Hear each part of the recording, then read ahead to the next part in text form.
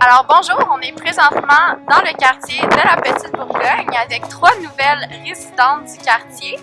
Donc on va leur faire un petit rallye pour qu'elles découvrent un peu le quartier et ses attraits, ainsi que plusieurs données qui seront très intéressantes pour mieux connaître le quartier de la Petite Bourgogne. Alors suivez-nous!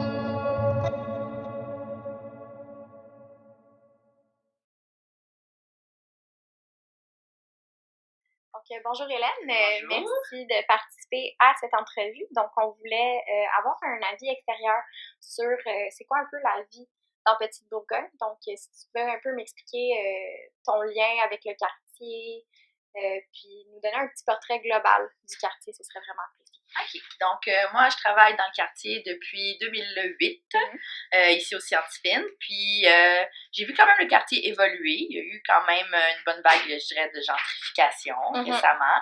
Puis ça préoccupe pas mal d'organismes dans le quartier parce que ça va changer un peu la face du quartier. Ouais. Mais sinon, c'est un quartier très multiculturel, avec beaucoup de vie, beaucoup d'actions, quand même plusieurs groupes communautaires aussi, un bon tissu social. Ouais. Puis je dirais beaucoup de solidarité, comme en pour général. pallier au manque un peu de... Ouais, pour pallier au manque de services, puis un manque institutionnel. Fait que c'est ça. Il y a beaucoup d'entraide, mais en même temps, tu vois qu'il y a quand même un bon taux de défavorisation. Ouais. Puis que il y a quand même la présence de gangs de rue, de criminalité, tout ça, qui est là depuis longtemps aussi, c'est pas nécessairement récent. Mais je vois aussi que souvent la police communautaire du sud-ouest, plus largement du sud-ouest de Montréal, est quand même pas mal impliquée. Que ce soit, ouais. Puis surtout au niveau, mettons, de la polyvalence, Saint-Henri. Je sais qu'ils ont un bon lien aussi avec la police de quartier. Qu'il y a des policiers communautaires qu'on voit plus souvent dans les organismes, dans les écoles. C'est important pour les jeunes. D'avoir ce lien-là. Puis je pense que c'est un quartier qui a beaucoup d'histoire quand même au niveau de la communauté noire de Montréal, puis que ce soit au niveau du jazz et tout ça, puis aussi un côté plus québécois ouvrier. Fait que j'ai l'impression que avant, c'était plus un espèce de clash, puis un clivage entre la population québécoise de Saint-Henri, puis la population de minorité visible plus anglophone de Petite-Bourgogne. Mais récemment, j'ai l'impression que, comme il y a plus de diversité, peut-être que ça fait aussi que ce clivage-là est moins important. Parce que maintenant, il y a plus de diversité en général. Super. Puis, fait que, on le voit dans notre organisme par les filles qui viennent, puis on le voit aussi dans l'équipe, qui est quand même pas mal multiculturelle aussi. OK. Ben, c'est super. Merci beaucoup pour ta participation. Puis, on espère que vous avez aimé notre présentation sur la Petite-Bourgogne.